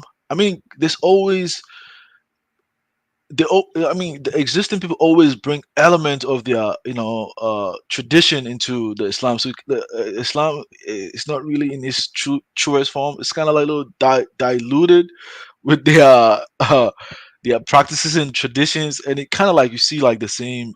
You observe that from different ethnic groups. But on a holistic point of view, I would say, confidently say, I mean, based on like the little ethnic groups that I know, like the Hausa people and the Akan people, I would say a lot of them, yeah, have been hugely influenced by foreign religions, and most of them do not really know their ancient religion. You know, Most of them don't know, but the yeah. curious people who are really interested can find it. So you said you're Hausa from Ghana. Hmm. Hausas exist all over West Africa. Yeah, yeah. And I have a friend who's Hausa. I always ask them because I have no shame again. I don't care. I have nothing to lose. You know, Mhm. what's your traditional spiritual system? And of course, they always pretend like they don't know what I'm talking No, Mm. they so they're actually not. don't know. They I actually do not kind of know. I asked her because I know. I said, "Do you know what Bori is?" And she looked at me like, "Huh? Do you know Bori, what Bori, Bori is?" Bori, Bori. Bori is the Yeah. name of the indigenous spiritual system of the Hausa people. Mm. Most Nigerians know that name. Even if they don't know what the songs are and the dances are and the names of the spirits are anymore, they still know that name. So if there's a brother like you from Ghana, Hmm. because the houses are everywhere, because the Fulanis are everywhere, if you really have that thirst to find out about your traditional spiritual system, you can come here and you can learn it. Because if I can figure it out, I've got no connection whatsoever with Nigeria. I just happen to live here and they're welcoming enough to allow me to live here. Then certainly you who speak the language can find out. Yeah, but I'm just saying like I mean within like I'm just speaking in terms of within the environment where you reside in, right? A lot of them are mostly hugely influenced by Islam, and generally you can either ask your dad, your mom, the elders within the community, the imams, and a lot of them tend to like, especially like the imams, they don't take their time to study like their own pre um, Islamic religion. So their understanding of their pre-Islamic people is gonna be based on hearsay or the harsh view of Islamic perspective towards that religion. So it's Mm. not gonna be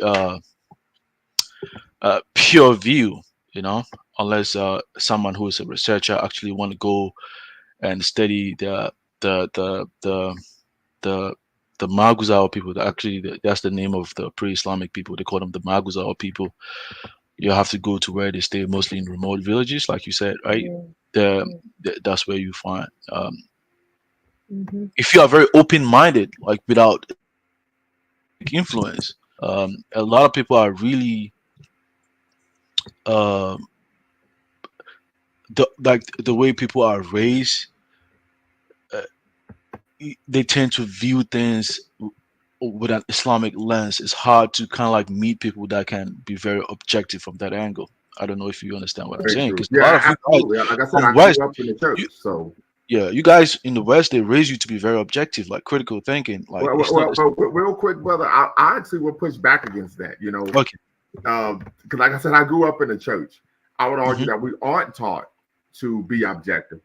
I give you an example. I went on a platform maybe last week. I had never been on the platform, and they really didn't know what the platform was about. But they were discussing the relationship between Africans and African Americans. So I said, as a Pan African, let me tap in, see what's really going on. Somehow the brother started talking about what the problem in America is that we don't have laws or politics that's informed by religion. And I said, well, you do know that there's a separation of church and state. That's the First Amendment in the Constitution. He starts talking about how the founding fathers were Christians. I said, well, the majority of the founding fathers were deists. They believed in God, but they didn't practice any particular religion. And even so, if you read the Federalist Papers, we find that what they actually were had a strident on the fact that they wanted to have a secular society. So I would argue that a lot of people, I would argue that that's part of the Western propaganda. We're objective, we're objective, we're objective. No, the French told us they aren't. Mm-hmm. And I would argue if they were, because if they were objective, they wouldn't be making up reasons based on racism and prejudice and xenophobia to what do harm to non-Western people, particularly non-white people. Mm-hmm. And Okay. then say that they believe in and love of humanity and all this type of crap. Yeah, I agree. So let me ask you this question, Lumumba and Madam, what's your name, Aiza? If I use I it, don't know, yes. yeah, Aiza, I pronounce your name correctly. Because I mean, because like I heard you saying like about the African Americans in America have to like connect with the indigenous people in the motherland, like as far as like picking out their names and the religion or something like that.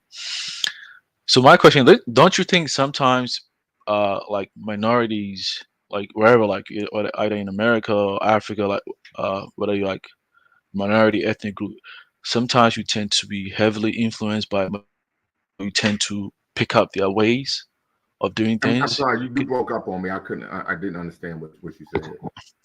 I'm saying like what I'm saying is like, don't you think sometimes minorities, whether in America or Ghana or elsewhere within an African country, um, either a race group in America or an ethnic minority in Ghana or Nigeria or elsewhere, don't you think that sometimes they tend to be heavily influenced by majority groups in their respective countries? That's why they tend to pick their ways as far as like their naming, their religion or something like that. Because Absolutely. So a practical example in Ghana, like don't just think that most African ethnic groups don't also get influenced by majority ethnic groups. Some of them do. I've met a couple of Ghanaians from northern Ghana that relocated to stay in Accra, the capital city, in pursuit for seeking for better opportunities over there. And I came across young people from minority ethnic groups from northern Ghana that were picking up Akan names because they just wanted to fit in. And I kind of like noticed that too over here. Like even some, I mean, not personally, but on YouTube, I've heard some Africans saying that I mean they get made fun of their names. So people just change it just to just fit in. They just don't want to get made fun of. So how do you prevent people from being able to maintain their identity in this American society? Because it happens in elsewhere too. I don't know if it's possible, and I don't even know if it's ideal to prevent people from assimilating to other cultures. But I 100% believe that quality is far more important than quantity. There are lots of religious systems that are full of people who don't give very much thought at any point in their day about whether or not their behavior matches the book, the tenets of their religion whatsoever. So I'm far more interested in just those people who are aware of the fact that culturally we have something special and we could be houses, like you said, We Mhm. could be Yoruba, whoever it is that that person aligns with ethnically. If they sit down and come to the conclusion that, man, I'm pretty awesome, and what I am deserves to be passed on, it deserves to survive, then at least they should know that there's someone that they can go to. There's someone that they can speak to. I think that assimilation and borrowing is as African as anything. So, or maybe you don't know, if you go to certain voodoo temples, you can find pictures of Hindu spirits. You can find images from Islam. You can find spirits who have been imported from around the world, because that's what Africans have always done. Africans have always said, oh, this works for you. Let me figure out how to make it work for me. And that doesn't make you any less of the ethnic group that you are, unless you completely discard the fundamental principles that your belief system is based on. Like our belief system, and this is true about all West Africans, I'm 100% convinced our belief systems are based on balance and understanding that we have to live with other spirits. It doesn't matter if those spirits are human, non human, have a body, don't have a body. And so, if we still move forward understanding those principles, it's great. But if we don't, then what is the point of saying that we are African? If we're culturally Arabic, if we're culturally European, in every sense, what is the point of pretending to be something that's distinct? Mm. I think that's a great point. Dr. Karinga talks a lot about, not being the cultural children of the world. And I think you're speaking to that issue. Very quick, brother Olarisha, Creole 504, I believe that you're from New Orleans, or what we like to say, Nolans. Tap in, be part of the conversation, brother. The link is in the description, the link is in the chat. Yeah, he's right. Actually, I mean, his point. I mean, when people are away from their culture, because even like I became more exposed of my reality when I traveled from Ghana for the first time. Actually, because I was pretty much immersed with Islamic version of the culture in Ghana, and everybody. I mean, everybody's the same. We practice the same thing, so you don't tend to think outside the box, right? Um, but then when you travel, I mean, then you start thinking about your real identity, about who your people are, and where they came from, and stuff like that. Right. So that's a very valid point, and it kind of makes sense why most African Americans, people in the diaspora, tend to be more like woke than continental Africans. Well, and if that's true, I can't make the argument that it is or that it isn't. But what I would say is, if that is true, it would be because, at least for African Americans such as myself, we're living in the belly of the beast. So you typically, I mean, based on proximity to whites and whiteness, you know what the French toast is going on at a Exactly. base level, right? And Exactly. matter of fact, one of the things I oftentimes share with my students is that, hey, we grow up being organic intellectuals. We understand the Black condition. We understand why things are the way they are. We may not have mastered the academic language that articulates what is going on, but we are aware of what's taking place. Exactly. Yeah. Even though we typically go to schools that try to indoctrinate us to not understand what's going on. Let's see, we got a comment here from Colton.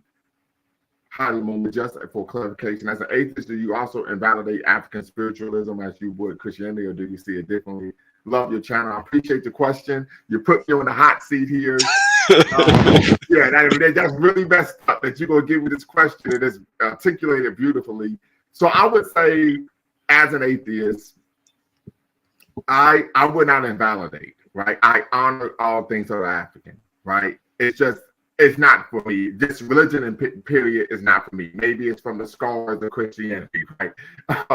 But it just isn't for me. But I would not invalidate African spiritualism as I would Christianity or Islam or any Abrahamic religion. But that's a great question. Hopefully you could tap in and be part of the conversation. Definitely appreciate you liking the channel And I hope that, so at some point you could tap in and be part of the combo as well. Yeah. Put me on the spot, didn't she? Like, got me talking like a politician. Right? Yeah, it's like really very interesting. Especially even like some of like the Islamic religion is a little bit like hostile towards like African people and its traditions, for instance. Especially, I remember like kind of like growing up in Ghana, like even though like most of my people, You go ahead, brother. oh, I see uh, you're probably reading the comment. I know. yeah, because I saw my name actually, so so I kind of like grew up. I mean, because like my people kind of migrated westward, like from Katsina all the way to Togo, married over there, and then settled in Ghana. So I'm kind of like a mixture of different ethnic groups, right? So we always knew, even though I'm from Ghana, right? We always knew that the community where we settle do not like belong to us. It belongs to other ethnic groups, right? But for some reason, like the people who practice Islam in those kind of regions, they tell them not to marry even like the women of the native there because they don't share the same religion as them. They are very hostile to them. Even the way they kind of label them, they label them as like non-Muslims. It's kind of a little bit hostile. And I always had this question, like even when I was back, I'm like, how can you treat people who gave you a land in a very hostile way in the name of just religion? It just doesn't make Yeah. sense. Just Right. crazy. So let's have you answer this question though. So it says, Brother Zongo Native, I've seen previously. I mean, he's arguing he's seen you previously appear on a Kala Nation panel. What's the difference in the vibe energy between your engagement there versus Lumumba Speaks platform? I mean, Lumumba is true Pan African, and his discussions on his platform is top notch. If you ask me, he doesn't engage in this diaspora wars about I'm better than you or this. I mean, it's always his discussion, his topics is always based on intellectual level. So I tend to be more engaging on his platform than Carlos' platform. Pretty much, yeah. Carlos' platform, I'll just go there to troll because sometimes he just speak Well, against I African appreciate that, people. brother. Yeah, one thing we don't do is we don't believe in set tripping. So we aren't going to bang on each other, right? We're going to Yeah, bang on exactly. anything. We're going to Yeah, bang on injustice. We're going to bang on anti-blackness. We're going yeah, to bang on the structural and institutional bills that seek to what prevent us from living life at its fullest. But we don't do that here. And once again, it would be extremely Baruti. hypocritical. If I jumped on the diaspora war bandwagon, I'm quite sure in some way, shape, or form, my children will tell me you are a French toast hypocrite. I've taught my children since Yeah, they could comprehend that everyone believes in something, right? And I said there are times where you can contradict yourself because we're human beings. But I told them, I said, no one, keyword, no one respects a hypocrite. exactly. Right. So, Baruti.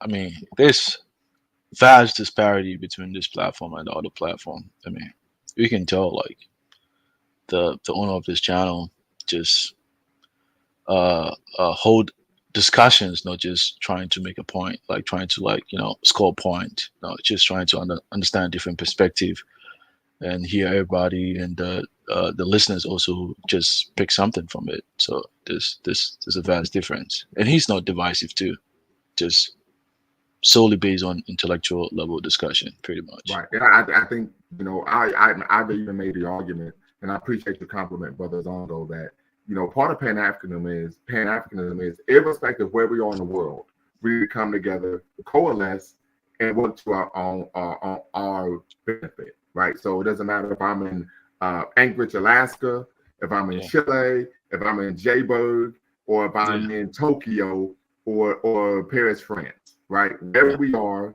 right? Or if I'm on the continent, if I'm in West Africa, Central, wherever we are, we need to work together for our own political, Exactly. social, economic empowerment. And I will argue that you are a good ambassador of African Americans, because if anybody look at Kala and tell, oh, this is how they be speaking against African, they look at Lumumba, it's like, oh, he's a different kind of person. I mean, we need to Yeah, hang well, out with him more. So You, I think you need part to of hang that, out with him more. because I've been told that a lot by a lot of brothers and sisters from the continent, or even from the Caribbean. Part of it is I've always had an African. I've always had an intellectual interest in things African since I was a child. True story, quick story. And I'm gonna wrap this up because I don't want to, monopolize the conversation. But I can recall it was a Saturday morning, so we're talking about maybe 1988. Shout out to '88. That's when Rakim and Eric B. They dropped Eric B. for prayers, right?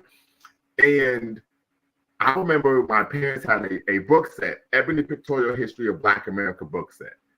And in the book set, there was a picture of Marcus Garvey, discussed Marcus Garvey, him wanting to go back to Africa. So I remember as a 5-year-old saying, well, he wanted to go back to Africa, so I'm happy. I like him. I remember this. There was a picture of Joseph Sinke, who was the leader of the Amistad insurrection, right? So I remember saying, oh, he fought back. I like him too. Then there was a picture or a drawing of how our ancestors were stacked in the slave ships. Mm-hmm. And I remember taking that picture in the book to my mother, and I asked her, who did this to us? So, of course, she told me who. I said, okay, that's all I need to know. And I just always, as a child, had a liking and I gravitated towards things African. And this is a true story. So my sister's the oldest in my family. There's 3 of us. My sister, my brother, then myself. My brother's the middle child with middle child issues. I'm the baby. And of course, I have baby issues because I'm the favorite in my parents' family, right? But that's in the hill of the conversation for another day. And my sister, one of her best friends, was the pastor's daughter. And her best friend met me when I was probably 30-something years old. And she said, Bakari, I just want to let you know I really respect who you are and the way you live your life. Because I changed my name the whole 9. First, middle, last name, changed my name, gave my children African names. We own one, right? I said, get out of here. I was raised in a Christian church. I know that we both went to the same church. I know how things are. And she said, no, I truly respect who you are and what you're about. And I said, why? She said, because when you were 3 years old, my mother told me that you were going to be outspoken. She said that you were going to be different from most people. She said she spoke that into existence. She saw that in you when you were 3 years old. Yeah. So I give thanks that I was able to, of course, bring that clairvoyant view of myself to fruition. Yeah. And like the way you kind of like hold discussion. I mean, I don't see even like going into even African society or country and having issues over there because you kind of treat everybody with respect, and that's like Absolutely. because in Yeah. African society everything is just about respect, regardless whether even if you know better, like there's a way you can approach people without offending them, right? Right. It's all about that. But the if you kind of like act in a very like pompous way, like in a very like I know better, you don't know anything, in a condescending way, that's the right term, right? Then yeah, people gonna stop listening. There's a reason why people follow the imams or the pastors because of their personalities, Absolutely. Yeah, can I add something there? Go ahead, sister, please. Because you guys, you are very well versed in Abrahamic systems. The spirits that we have in West Africa are amazingly powerful, amazingly strong. I have just wrapped up a conversation I was having with some folks in a Facebook group about Mami Wata. I know you know who Mami Wata is, even though you're a Muslim, because you're Ghanaian. Yeah. And I will never forget one day I was listening to a Wolof Muslim sing a song. He's got a beautiful voice, and I couldn't understand a word that he was singing. And then he said Mami Wata. And I said, stop. What did Well, you just say? they say the same thing too? Oh, He says wow. to Mami Wata. Every country I've been to in West Africa, I see her. I hear songs about her. It doesn't matter if it's a Muslim country, a Christian country. She's the main thing that is consistent throughout this entire region. And so what does that tell me about indigenous African spiritual systems? It tells me that despite all the nonsense about Africa being a patriarchy and not respecting women, that the single most popular spirit is a female. What does it tell me? It tells me that there's cultural continuity in West Africa so that we all venerate the same powerful spirit. And it tells me that regardless of the fact that he's a Muslim, he's singing this song, and I asked him to tell me, hey, what are the words about? He said, and I don't remember everything, but he essentially said that when you come to my house, you have to give praise to Mami Wata before you enter. When you Yeah, come to my house, you have to make sure that you honor Mami Wata, because if you don't honor her, then you can't possibly honor me properly. And again, yeah, he's a Muslim. So it's been over 1,000 years since Islam has been in yeah, West Africa, Mhm. and he knows the words to this song.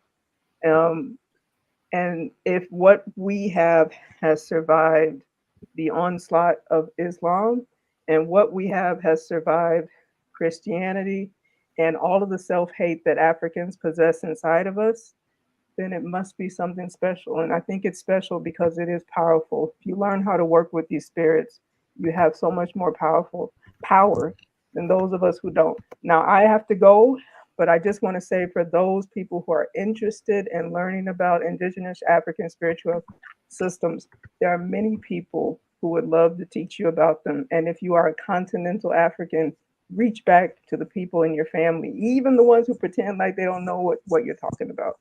yeah, Reach yeah. back But I to them. mean, I but Well, I very, very quickly, Brother Dongo, sister, appreciate you tapping in. I hope you can subscribe to the channel on YouTube, Lumumba Speaks, and we would love to have you be a consistent contributor here.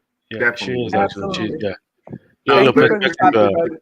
and if I could, you talked about the sense of us still being able to, preserve the culture.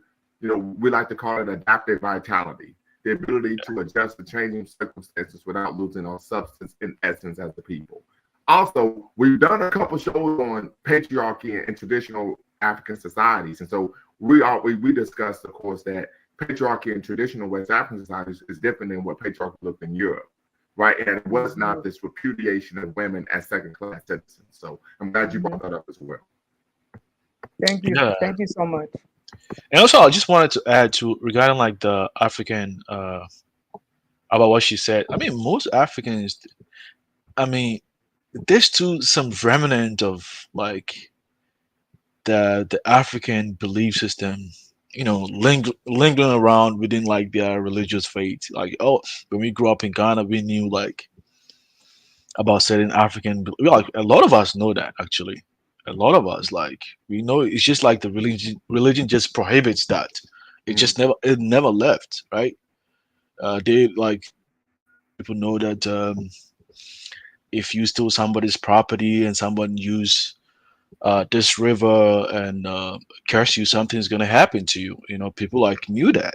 Like even there's a video on YouTube about the former president of Ghana, Jerry John Rawlings, saying that about a situation that happened between I think three people, and in the court proceedings they were.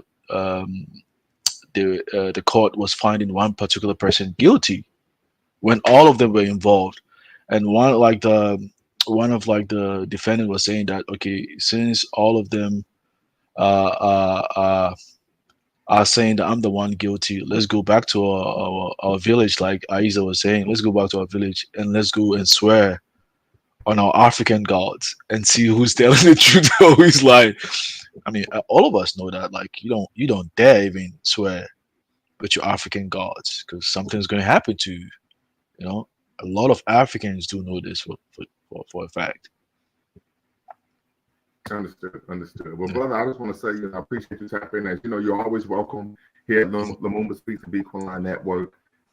Definitely appreciate you tapping and being part of this conversation. Once again, this is going to be the first and actual multi-part series on traditional African religions.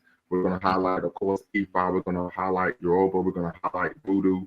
We're going to highlight a number, not only of traditional African religions, but even African-inspired religions here in the Western world, such as Santeria, such as Voodoo, and even the different kinds of Voodoo. We could talk about Louisiana. Yeah. I also wish like the other ethnic groups are also highlighted as well. Because I think one thing that I noticed in America, especially you African Americans being a minority, always fighting for your right. A lot of times, what I notice that when African Americans speak about African tradition, they tend to speak about the majority groups, right? Like they never highlight Right. minority like ethnic groups, right? You know, I think they also Yeah, deserve we to be can do highlighted. that. We definitely can do that. We definitely can do that. Yeah, I don't know much. I don't know people that are minorities over there, but I wish they could also come with that platform to disseminate their information so that people can, you know, learn more about African tradition, not just the majority ones. Okay. Absolutely. Well, family, appreciate you all tapping in. Until next time, y'all know what to do. Always bet on black. Peace.